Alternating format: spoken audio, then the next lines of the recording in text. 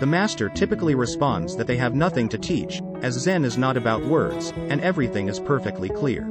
There's a story where a Confucian scholar asked a Zen master about the secret teaching, and the master replied by referencing Confucius, saying, "Do you suppose that I'm concealing something from you?" It emphasizes the direct and experiential nature of Zen teaching. The teacher, or Zen master, starts by saying they have nothing to teach, as Zen is not about offering solutions, doctrines, or panaceas to life's problems. The problem itself is seen as an illusion. The student might think the teacher is testing their sincerity, leading them to believe there is a great void or mystery to uncover. The student is put in a position to dedicate their life to solving this supposed mystery, even though there wasn't anything to discover in the first place. Once the student becomes a student, they go through various practices like meditation and zazen. They also encounter absurd questions called koans. These questions aim to elicit genuine behavior from the student, asking them to show who they truly are without relying on social definitions. In essence, the teacher is asking the student to reveal their authentic self, similar to the concept of authentic being in existentialism. It's like a confessor asking for a genuine confession, seeking the deepest and most authentic aspects of the person, beyond societal roles or labels. In Zen training, students go through various practices, including meditation and zazen.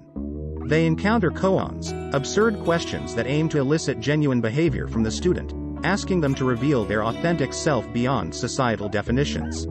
The teacher challenges the student to express who they truly are, asking them to shout the word "mu" with intensity.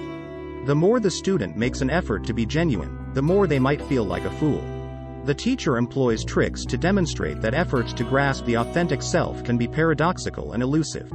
There's a story about an American Zen student on a Fulbright scholarship who, in his desperation to understand Zen, underwent intense meditation practice.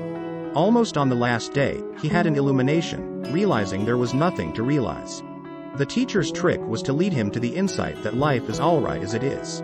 After such an insight, the student might feel a great emotional relief, but the teacher might play another trick. If the student thinks they've realized everything and leaves, the teacher may become tough, questioning their commitment. The teacher aims to make the student see that as long as they think there's something to get, they need a teacher.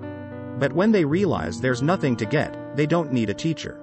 The relationship with the teacher evolves, and as the student progresses, the teacher becomes more like an older brother, offering guidance and support. Ultimately, the student may express profound respect for the teacher while recognizing the playful and trickster aspect of the teaching method. Zen masters often employ a combination of authoritarian and compassionate approaches in their teaching methods. The stories and examples you shared illustrate how they challenge their students to go beyond conventional thinking and self-limiting beliefs. The paradoxical nature of the teachings, where the master may act in seemingly contradictory ways, is meant to disrupt the student's ordinary way of thinking and push them beyond conceptual understanding. The goal is to make the student realize that the truth cannot be conveyed through words or logical explanations. While you've shared insights into the mechanics of the Zen game, the real essence lies in the direct experience of the student. Each encounter with a master is unique, and the methods used may vary depending on the individual.